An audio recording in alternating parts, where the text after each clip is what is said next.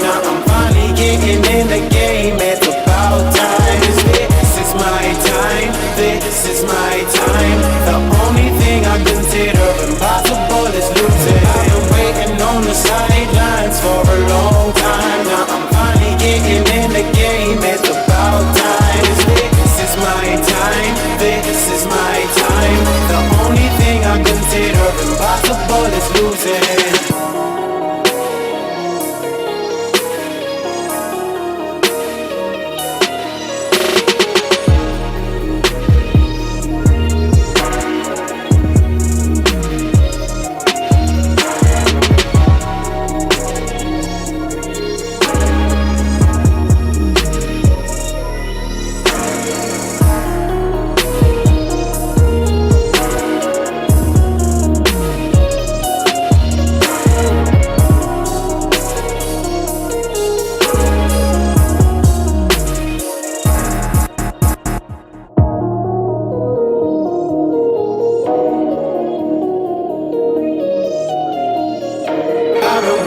On the sidelines for a long time. Now I'm finally getting in the game. It's about time. This is my time. This is my time. The only thing I consider impossible is losing. I am waiting on the sidelines for a long time. Now I'm finally getting in the game. It's about time. This is my time. This is my time. The only thing I consider impossible is losing.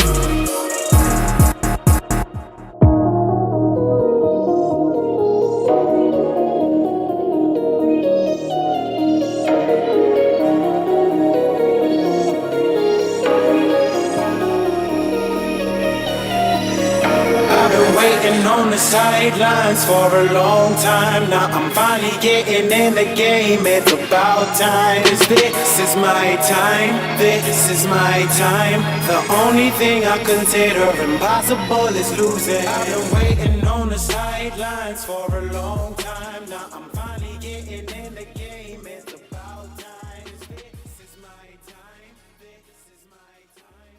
The only thing I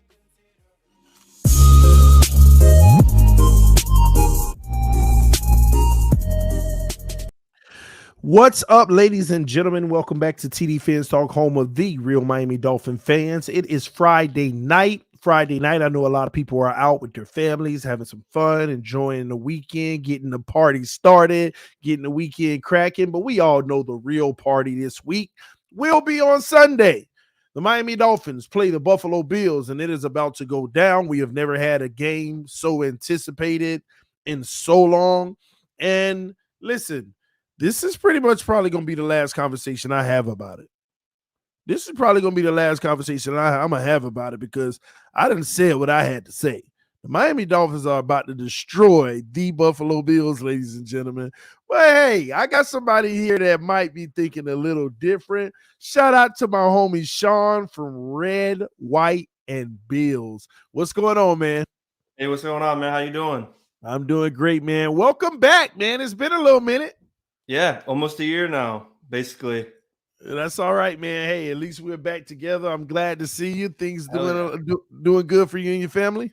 Oh, everything's going great. I actually just started a business back in March, so nice. So I got pretty busy with that. Still doing school, so son just turned 3 years old on the 18th, so everything's just been going pretty fast. I can't believe how fast they grow. You know how it is, though. Man, I love hearing that, and I wish you nothing but success, great success for your business. Your 3-year-old, he getting big, and listen, man, just keep the grind for your family, bro. I love hearing things like that.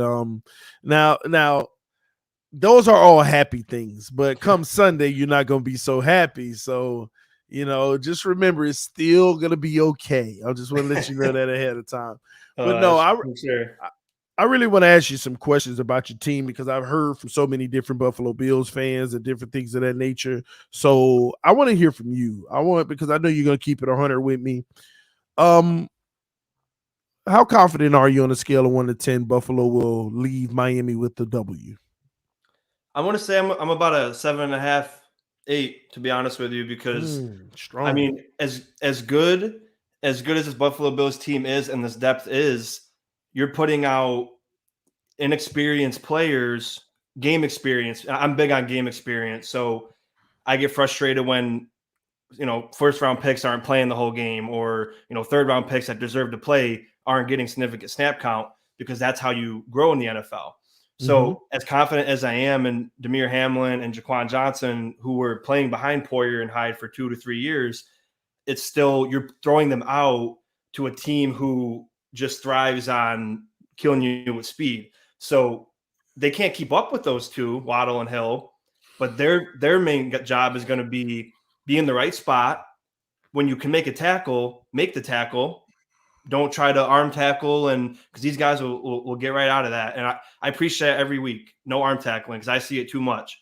So yeah, they're young and inexperienced on the field, but I think with Leslie Frazier having them in the right spot and the whole scheme that he has, I think that they can do it. But of course, it's a cause for concern because you're missing the two best safeties in the league out there. So not only is it the experience of it, but the leadership on the field. Because Hyde and Poyer, they can talk without even looking at each other. So you're missing that against a team that just put up 40 points. And now, granted, and I've seen 42.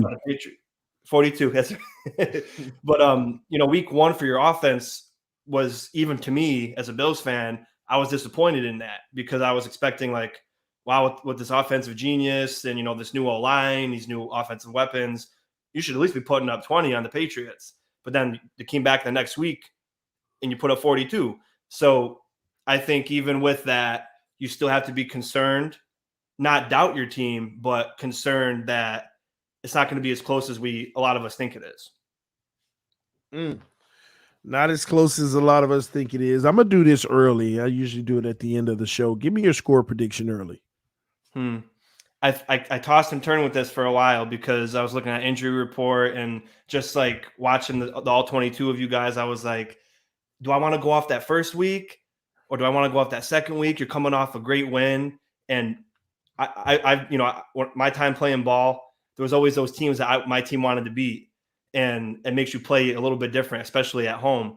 So I was like, I want to say it's going to be a high close game, but I think I switched to it's going to be 24-21 Bills. I think it's going to be a pretty close game in the beginning, and then both teams come out in the second half and turn it on a bit. But, at first I was thinking 30s and 40s, but, we got to know, it's not always like that. Football is a week-to-week league. We both know that personally. I mean, we both lost to the Jags last year. And even your team last year, you were better than the Jags. So we all, as fans, we all know that you can come one week and play outstanding, and then the next week you look like a totally different team. So which Bills team are we going to get this week? Which Miami defense are we going to get this week? Are we going to get the week 1 defense against the Patriots, or are we going to get the week 2 defense against the Ravens? And there's so many questions with both. Who are we going to get this week? We got a banged up defense. Are you guys going to come out and step up, or are they going to put 40 on us and then we got to score 40 also? So that's why it took me a while to come up with a score prediction, but I went with the low end, 24-21. 24-21. I think you already heard my prediction, 27-20 Miami. So what is it that we have to worry about most? Give me the top 3 things we have to worry about the most. Well, of course, it's Josh Allen to the receivers, that connection that he has. Gabe Davis will be playing. Yeah, I know. But we even showed that the guys that aren't marquee guys like McKenzie and some guy that I was hard on, Jake Kumaro, because I wanted Isaiah Hodgins to make this roster. And I was pressing that, Kumaro's got the special teams ability, but when you look at the receiver ability, Isaiah Hodgins is so much better. And, Kumaro made I know it was only 2, but he made 2 big plays early in that game against the Titans. And Allen has showed against the Patriots last year with McKenzie, 12 receptions, 125 yards, and a touchdown. He's not afraid to go to every receiver on his team, even his fullback. He could throw deep to his fullback and have full confidence in him. So, of course, that's the obvious one, is the Josh Allen and receiver connection. And then I'm very hard on my offensive line because I'm an offensive line guy. They haven't played up to the standard the first 2 weeks, but they are much improved. And, from watching your defensive line, they can't generate an organic pass rush. They have to bring blitz. Now, if you could bring 4 and get home and you can drop your guys, now that definitely makes it harder for us.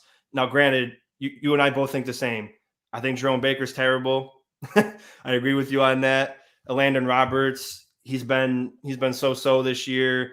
And, with those linebackers, you got Dawson Knox that can break through them.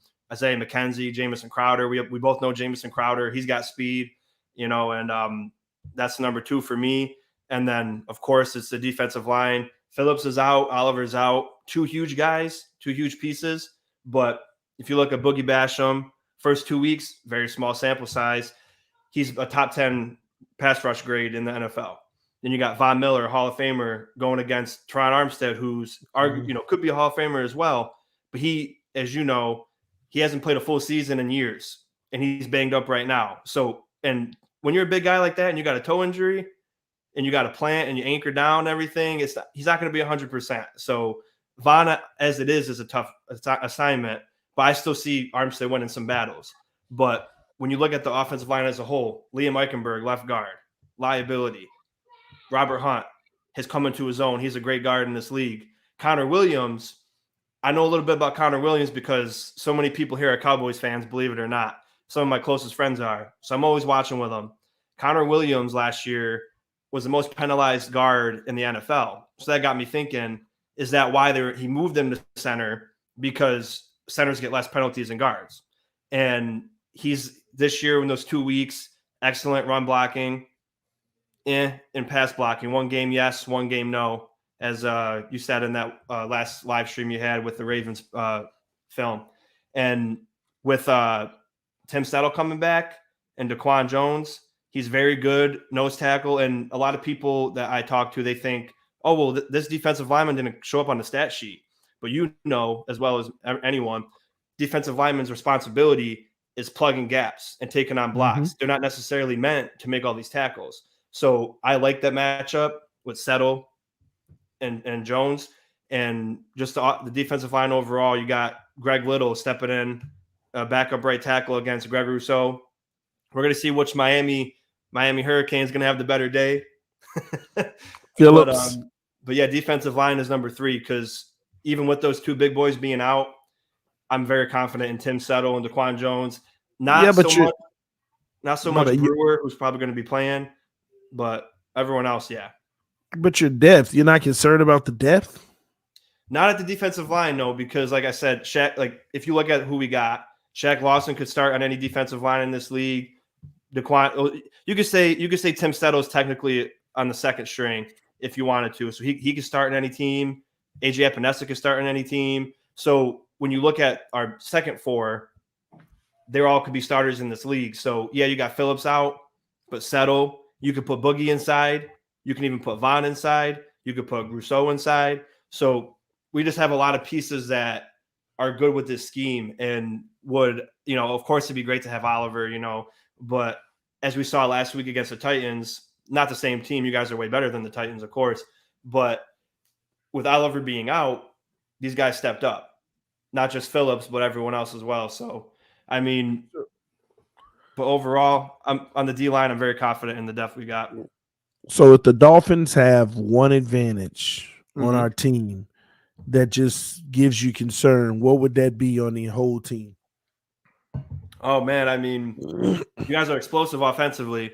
You haven't been able to find your running game yet, but that's going to come because, again, you don't have your starting right tackle. I'm 100% certain you guys are going to get rid of Eichenberg at some point in the season. You're going to find a replacement for him. But overall, you guys got that's your game, quickness. So even Gesicki, he's quick, and Cedric Wilson's fast. Overall, your team's just obviously the fastest in the league. So if you can beat everyone with your speed, and you can find those soft spots in the zone, which Tyreek Hill can do very well, that's just your bread and butter is speed. That's number one. Well, let me ask you this, because I know you pay attention to our team and you study us as well as others. Let's shift gears to Tua. From the outside looking good, I mean, it's just from the outside looking in, who is Tua Tagovailoa to you? So that's tough because you know me. I was always a Josh fan, and you have to deal with the bumps in the road, right?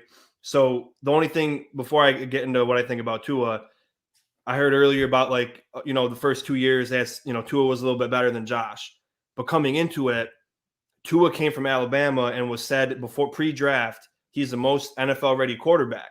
So I think in a lot of fans' minds, they were thinking, oh, he's got to come out here and be like Pat Mahomes. But again, like you said earlier, you guys were in a rebuild. We were in a rebuild when we got Josh. So things are a little bit different. But even from week 1 to week 2, he missed. I think he watched your film study because he didn't miss all those deep passes that were wide open and that he did in week 1. But I'm just going to say this: he's improved. But when Josh was in year 3 and he was MVP favorite the whole entire year, went to the AFC Championship, people were still saying, you got to do that again, young blood. You got to go out there and repeat what you just did. So when Tua does that immaculate game, he did outstanding, and I can't take that away from him. But people are already saying he's made it. And I'm not even going to say that this week defines Tua, but just like I do, you got to do that more than once. And yeah, he made a lot of good plays, and he took the pressure. He scrambled. He did good on the PA pass. But one thing I noticed even today, I watched the All 22 from the Ravens game. He's really bad at his fakes. So he basically gives it away as soon as he does it. Because when he goes, oh, I'm going to go do my PA rollout, he barely puts it in the running back's chest. So you already know what he's going to do, but they just got fooled because they were scared of the speed. But I'm just going to say he's improving, but you got to see a lot more from him to say he's ascended, because we've seen people have 1 or 2 good games in a year and then fizzle out. Mike White, they thought Mike White was a second coming of Jesus last year. And I said, pump the brakes on Mike White. This is different because Tua ain't Mike White. But the next week with Mike White, he came to Buffalo and threw 5 picks. And then he never played ever again. So it's just, as a fan base, you're excited. I understand that for sure. We went through so many quarterbacks, dude. So you already know where I'm coming from. But he's made the right moves so far. Now you got to see. He's got all the weapons, as you mentioned. You got a better O-line. You got a better offensive-minded coach. We got to see you at the end of the year, how you turn out. But I think he looks better than last year, of course, for sure.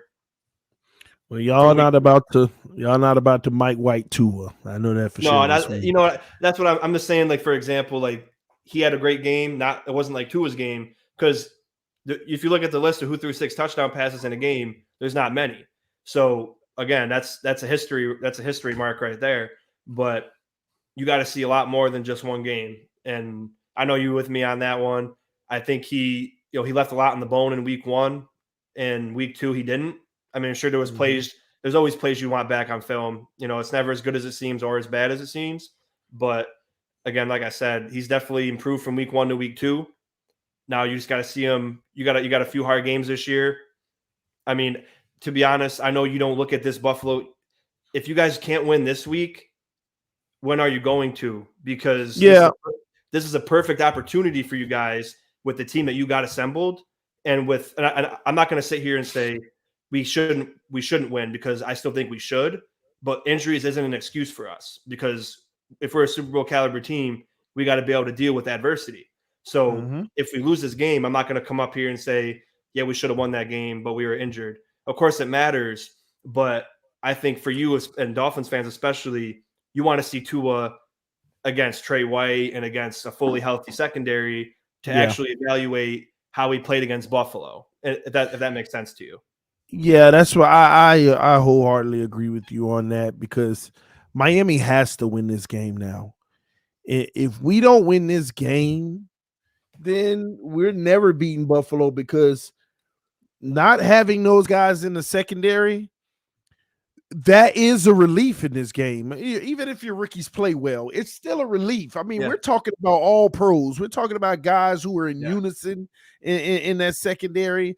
And for all of those guys to not be all of a sudden not playing, we have to win this game. If we don't, I'm sorry, Dolphin fans, I got to agree. This is a bad look. And also, when it comes to Tua, who we were talking about, if he doesn't make plays and shine against this secondary, it's an even worse look. I could see if those guys were playing and it could be a tough dog out fight, but no, you can't tell me what the Bills got left is better than what the Ravens had on that back end, even though those guys are rookies. No, you can't tell me that. We got to go out there and we have to put up points. Now, whether or not we can stop your offense is a different story, but we have to be able to keep up and compete with an obliterated secondary. So, and I think that honestly, low key puts even more pressure on our guys, because you guys being at full strength is one thing, but being depleted the way that you are in that secondary, Dolphins need to go get this W, because if they can't, it's a bad look. Because we already know if we beat Buffalo, no Dolphin fan is going to want to hear, yeah, but their secondary was depleted. No, give Tua all his credit. No, it's Buffalo. They still got a great team. So the same thing applies if he doesn't show up in this game against the depleted secondary. Right. So you definitely got to put it up, because this is the game I feel like Tua, this can make or break his career. Yeah, and as far as this like can both make or teams, break his career. and I agree with that in a way too. And as far as both teams go, I don't think whoever loses, I don't think it dictates either team's season. So I agree. If either team loses, we get, because here's what I think: it's impossible now for a team to go undefeated with the technology people got now. Like if you look at other sports too, in baseball they got pitch machines that mimic an exact pitcher's windup and pitches and speeds and breaks on balls. So in football, it's not as advanced as analytics in baseball, but with all this technology we have at our disposal, these coaches, they spend a lot of time in the film room, and that's where a lot of games are won. So I just think it's way too hard to be undefeated now, especially with another game added into that too. So the Dolphins and Bills will lose some games. We might lose to teams that we shouldn't lose to. And, if the Dolphins go 2-1 or the Bills go 2-1, that doesn't define how the season's going to traject to. Of course it matters for the division and it might come down to something like that. But in week 3, if you guys lose or if we lose, we shouldn't, as fan bases, sit here and say, well, now the Bills are toast or now the Dolphins are toast. You know what I mean? Because there's a lot of games left and we still got to meet again. So, but for Tua, he's coming off this high game and he hears, he gets a little antsy in the media. He's like, all those Twitter warriors, and he gets he gets a little tired of it, you could tell, but he wants to go out there and beat Buffalo probably more than anybody on your team. And and if you put two good games together against the Ravens, I agree. and like you said, if you guys go out and lose and Tua puts up 350 and 4 touchdowns, you can't knock him. You know what I mean? He did a good game, and that's what you guys are looking for. You're looking for compounding games on top of each other. You don't want Tua to go to 6 touchdowns in the Ravens game, 4 picks and 1 touchdown against the Buffalo Bills, and then go, I don't know who you guys play next, but go beat up on a lesser team and destroy them. Bengals.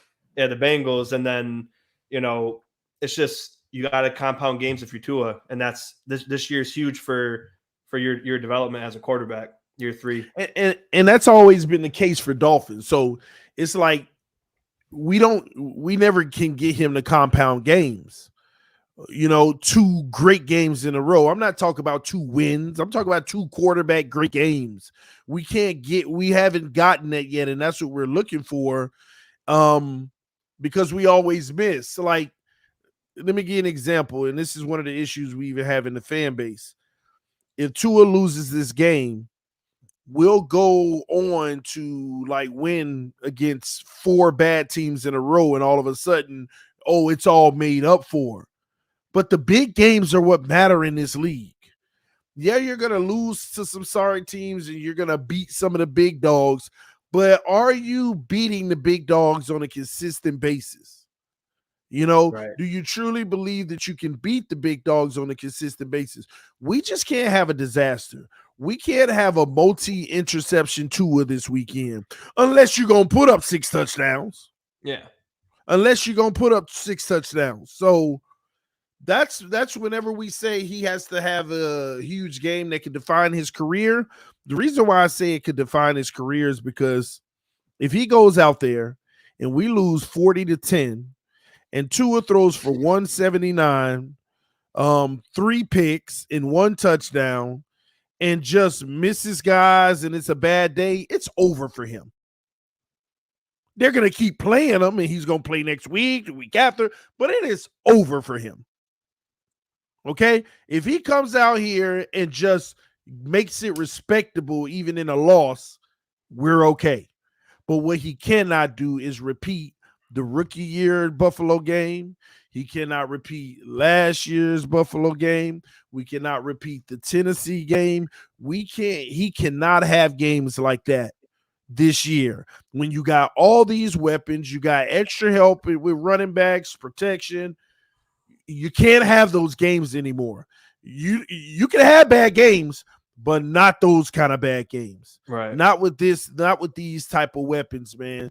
So at the end of the day, that's why it's riding on him to have a level of success. I think he's going to go out and actually we're going to be shocked again and he lights it up. And we're some proud Dolphins on Sunday and we're going to lose our mind. But I got to be honest with you. The football guy in me, I'm going to take my fan cap off because the fan cap, I'm excited about this win no matter what. Of course, yeah. But the football cap in me is still going to wait to that second Buffalo matchup and hope you all are healthy. Because at some point, we're going to need to go mano-a-mano, best versus best.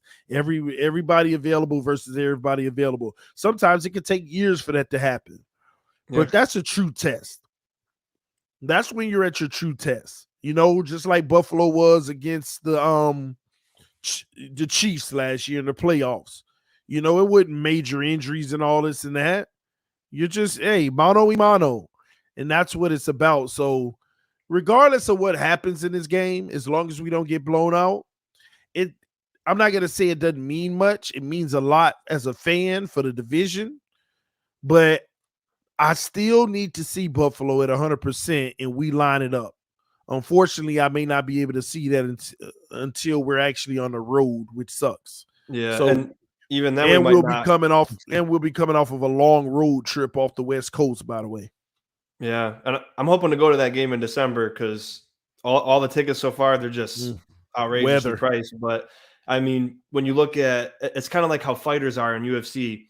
If someone wins off of disqualification, they want to fight. They want to actually earn that win, even though the other guy got DQ'd. And that's how football is. You want to win when someone's at 100% strength. And when we beat the Patriots, finally, we were 35-3 against Tom Brady. When we finally beat the Patriots without Tom Brady, of course it felt great.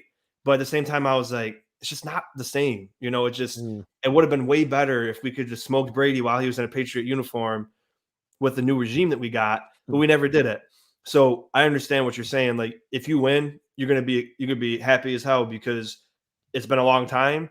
You got a good team, and now you're 3-0, and you got basically 2 games up on the AFC East. And if you don't, you're gonna be, it's back to question. And if Tua doesn't play well, it's questioning Tua, or they weren't even fully healthy, so we got a lot of work to do. But at the same time, this is still a good measuring stick because we're gonna give Tua the middle of the field. We're gonna give Tua the short passes. Is he gonna be able to stay comfortable and take what's given to him and not put the ball in harm's way? Because we can stretch it out 10, 13, 14 play drive for your offense. But is Tua gonna make a bad pass or a tip pass and triple coverage to Tyreek Hill? Because he still wants to throw to those 2 guys. He doesn't want to throw to Cedric Wilson. You know what I mean? He wants to throw to his playmakers, and which is great because you got to get the ball to your playmakers. So in a way, you kind of still know where Tua's going, but the difference is now they're super fast. So if you hesitate for a second, you're cooked. So that's all I'm saying is it's going to be a good test regardless, because you're going to have to still see growth in Tua for this game, because that's how Josh Allen was too. He didn't want to take the underneath stuff in year two. He wanted to keep trying to kill it. But then once he realized, I can't progress if I can't take what's given to me. And once you start to take what's given to him, then it opens up the deep ball.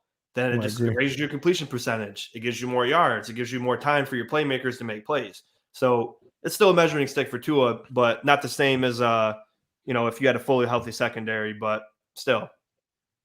Raymond Boylan said Red, White, and Bills is the most reasonable Bills fan. Let's go. And I must agree with that. He's actually everything you're saying. You're speaking facts, bro. You're not overinflating, underinflating anything. You're being fair. And if y'all enjoy that, man, y'all see the link at the top of the comment section. Go subscribe to the homie. He's building his YouTube channel, getting it up, speaking about the Buffalo Bills, and yeah, you see how versed he is on other teams as well. So go subscribe now, show your love. This is a Bills fan that, hey, you can actually subscribe to. All right. But hey, I appreciate that. Yeah, I try to keep it as real as possible, because at the end of the day, I'm always going to pick my team. I always did pick my team for 20 years when we were terrible. But as a football fan, you can't just go out here and say, oh, the Bills are going to beat everybody 75-0, and nobody's a challenge, or having injuries isn't something to worry about, because it absolutely is. So you just got to keep it real, like you do. You got to come out here and say the truth, and that's the only way to be. I agree. Will said he's objective as hell. Some of us Bills fans are. I appreciate that. There's not a lot of us. That's what's up, man. Last thing I want to say, I guess, to the Dolphin fans, and you may be able to touch on this. We're not thinking about why it's important to win this game other than the division, because I want you to think about this, Dolphin fans. If you lose this game, especially if you get blown out, then per NFL rules, you're off on Monday. You go to practice on Tuesday and Wednesday. You only got 2 days to game plan. And then you got to fly Wednesday night to Cincinnati. You got to fly up to Cincinnati, 4.5-hour flight, whatever. You got to fly up there for Thursday. Is it Thursday night football, Cincinnati, right? Yeah. Thursday night football, Cincinnati. Let that sink in. This is going to be brutal for us. We're about to play one of the most violent games that we're going to have this season on Sunday versus the Buffalo Bills. This is where everybody wants it. This is a divisional game. They're going to be out there literally grown men fighting on every possession. Nicks, bruises. It's going to get bad. Anybody who goes out in that game who's questionable will not play Thursday because the turnaround is too fast. And that's why we need to get this W. And the reason why I say that is because you could end up losing the game to the Bengals, not because they're better, but you could be banged up. You could be tired, all of that. And they get to stay home. We're on the road. Travel and everything. These are the games you gotta win, so that when you lose the game you should win, like a Bengals game, it's okay. We 3-1. This is a potential trap. You lose the Buffalo, you might go up to Cincinnati and lose as well. And you're 2-2, and the whole narrative starts to shift. 500 team, middle of the pack, when we have an opportunity to lead the way. You got any thoughts on that? Yeah, I mean, that's 100% true, because I meant to say it earlier, but what you guys are this year was what we were our first year with Diggs. So everyone was like, are they for real?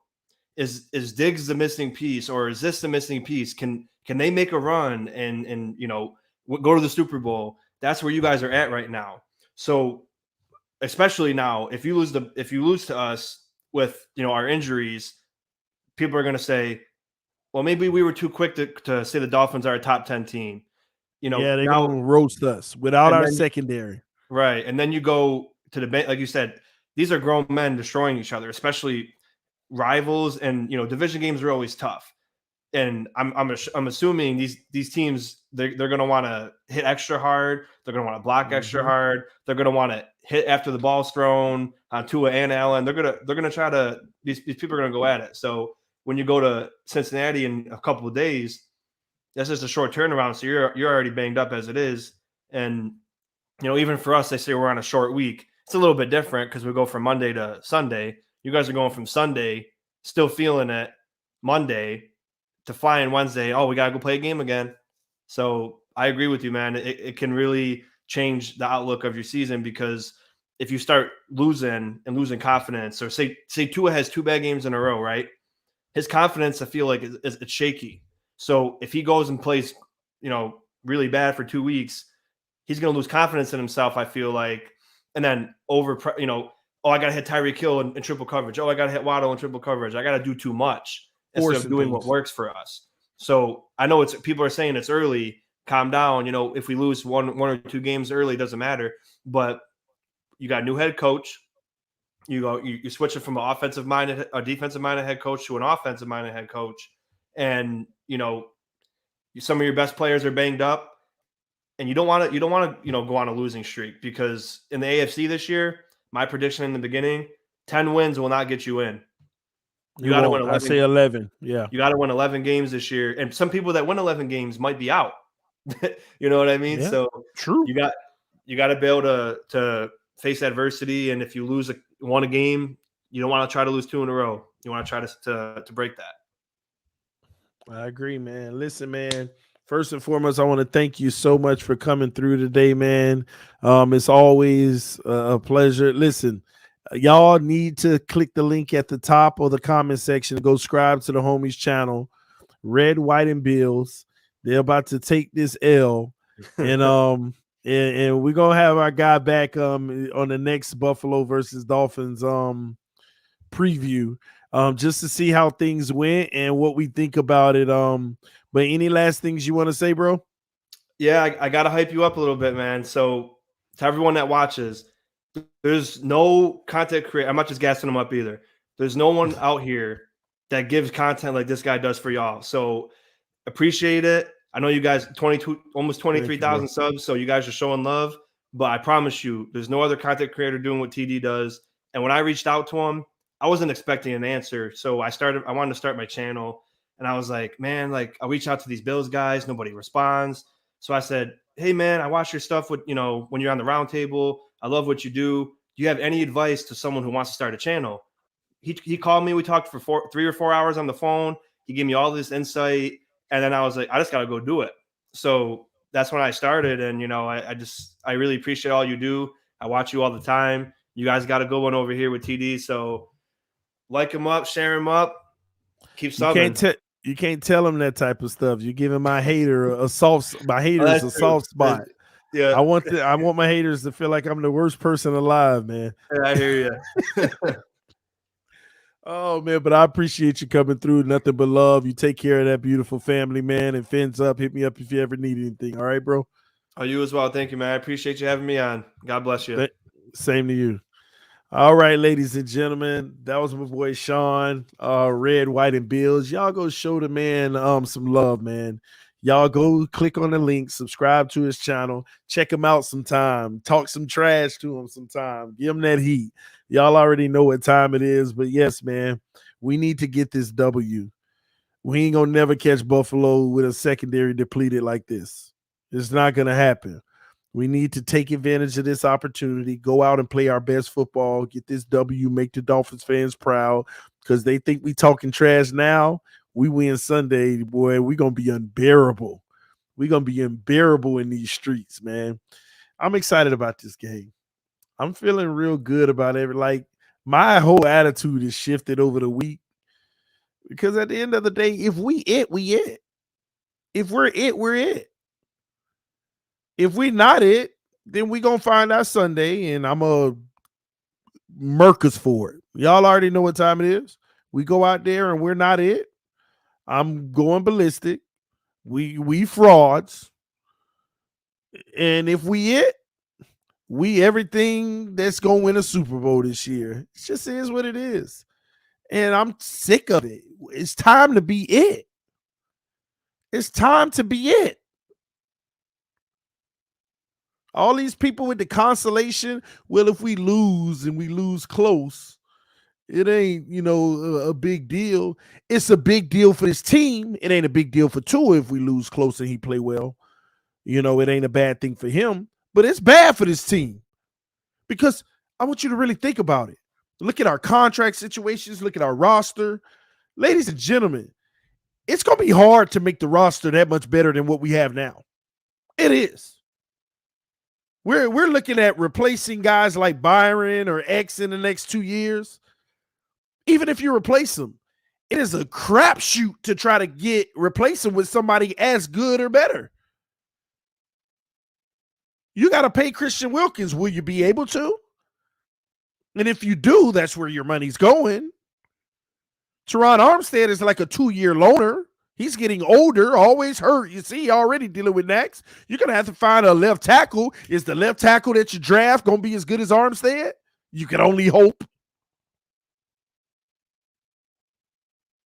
So I find it hard to believe that this roster can be anything that much better than this. So that's why I'm like, if we're going to be it, we got to be it, and we got to be contenders now. You about to have to pay your quarterback too in the near future if he turns out great. This is it. This is the best you're going to get, Miami. This is the best you're going to be able to get. You got too many first-round draft picks that you drafted that are going to need money. So we got to do it now. We got to be ready now. This has to be the team. People can't kick the can down the road and say, no, this is this year, but next year is the new year, the year to get it done. No, that ain't what you do. We're not kicking the can. When Flores came in and started a 3-year plan, here we are, year number 4. The 3-year build was complete. Flores gone. Now here it is.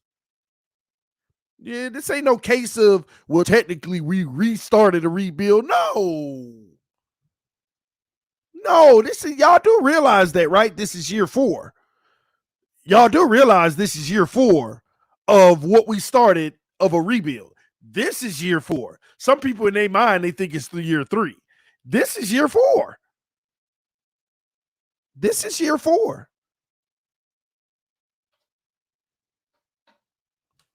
So we got to get it done. You can't make a better roster than this. There's only one way to make a better roster than this, and half of us sure don't want that to happen. That's accepting that we're going to reduce the talent, but we go get a quarterback that's way up there in the talent. That's the only way you can make it better. But if things go this way, that's not going to happen. So this is the best you're going to have. So this has to be it. This has to be it. You got this year and hopefully next year. After that, you're scratching your head making business decisions, especially if you didn't get it done. Especially if you didn't ball out. Especially if we didn't put up 12 wins and make it far in the playoffs. It ain't good enough to just go to the playoffs these next 2 years. You got to actually do something. Don't forget, when the Chiefs got their guy and they were it, they didn't just go to the playoffs. They went far. They actually won a Super Bowl, but they were in championship games. When Buffalo finally put everything around that guy, they went far in the playoffs. See, when you finally get everything around a guy, these teams aren't having a 1 year, well, we made it to the wild card. That was an improvement. All of them are going far in the first year. The first year, they all got their weapons. They all go far. AFC Championship minimum. We ain't no different. The reason why we're no different and we got to get it done now is because every year there's going to be 6 to 10 teams that can load their roster with talent and be better than the teams that have a $40 million quarterback. There will always be about 6 teams that has a quarterback on a rookie deal where they can load the roster around them, like us, like the Eagles, like the Bills, because Josh Allen still ain't making money, like the Cardinals, who else? Like it's other teams. I already said the Eagles. It's teams out here loading up on weapons around a young quarterback like the Chargers, like the Bengals. They got the best rosters they're going to ever have. So once your quarterback get that money, it's already hard enough to compete with those teams. You wonder why the Bengals made a playoff last year? I mean, made a Super Bowl? That shouldn't have happened. But this is a new NFL. If you got a rookie quarterback, you can have the best roster you're going to have in the next 10 years while that guy's getting paid peanuts. And if he's good, you could do that. Like Patrick Mahomes, like Josh Allen going to AFC championships. You could do that. So we're in our window now. This year and next year, we got all these weapons. You can do that. But are you going to do it? Because you're not the only team doing it. So now games like this Buffalo game, you have to show, yes, we can do it. Not these consolation, well, we lost, but it was close. You still can't compete with them. Today is Buffalo. Next year, it's the freaking Jacksonville Jaguars that creep up out of nowhere and shocks everybody. Or it's the Jets that shock people, or it's all this is how it works. You have to hit in your window, not no wild card. You got to go do something special, let alone you got to make the playoffs. And another reason why you have to, we had 2 years in a row where we missed the playoff by one game. One more victory, we're in both years. There ain't no scenario where we don't make the playoffs this year. Because if we don't, it's Armageddon. It is a complete and utter failure. I don't care if you win 10 or 11 games and miss it. That is a complete failure. At a bare minimum, you got to make the playoffs. It is a complete failure if you don't. No ifs, ands, or buts. And I'm telling y'all, some of us are so starving for playoffs that we're like, let's just go, and that's good enough. Okay, 1 year of the 2-year window down the drain. If you got a 2-year window, you want to settle for just going and losing in the first round on one of the years? No, got to be more than that. Got to be more than that. Sorry for those who I missed the super chat. I'm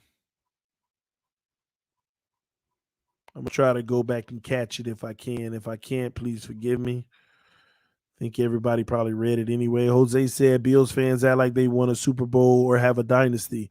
Trust is their truth is they're in denial and can't accept that the Dolphins about to run the East. And we got to go out there and back up those words. We got to go out there and back it up. You missed my first super chat. Oh, man. Sorry about that.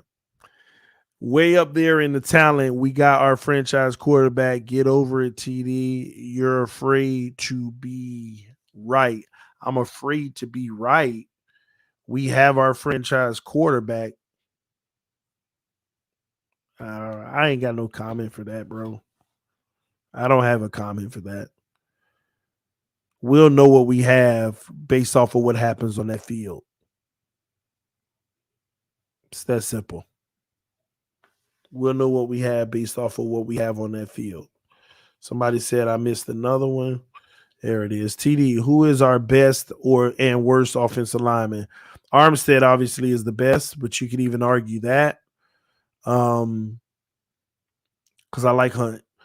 Armstead is the best, period. Oh, I'm tripping. Our worst is our backups because they're backups. Greg Little, all of them are our worst O linemen. I mean, let this sink in. Y'all want to say Liam Eichenberg because he playing like trash, but he playing out of position. Liam Eichenberg ain't no guard. He ain't been no guard. He's a tackle. So and that's something, same thing we did with Minkah Fitzpatrick. Minkah Fitzpatrick as a rookie was playing out of position, getting cooked. That's why he said, I want him to trade.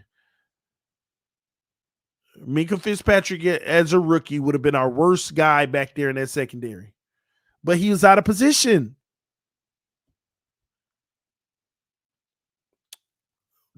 Liam is trash at tackle too. He was a rookie.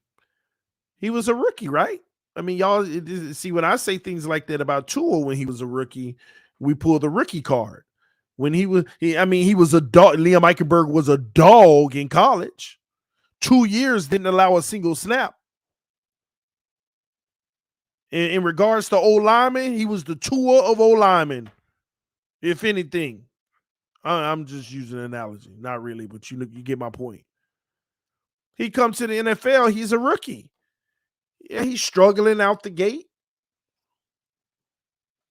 Okay.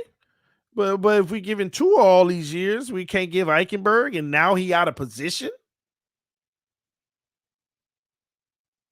You know? And at the end of the day, he playing like trash, and he may end up being trash. But remember where he was drafted. It ain't like it was with the 18th pick in the first round of the NFL draft. It ain't like he a first round pick. He ain't even a second round pick. So, I mean, let's not make it seem like he was supposed to come in and be this all pro left tackle or nothing like that. TD, end of the day, he is the worst on the line. Well, Dylan, is Mike McDaniel an idiot? I got to ask you that, Dylan, because you said TD, end of the day, he is the worst on the line.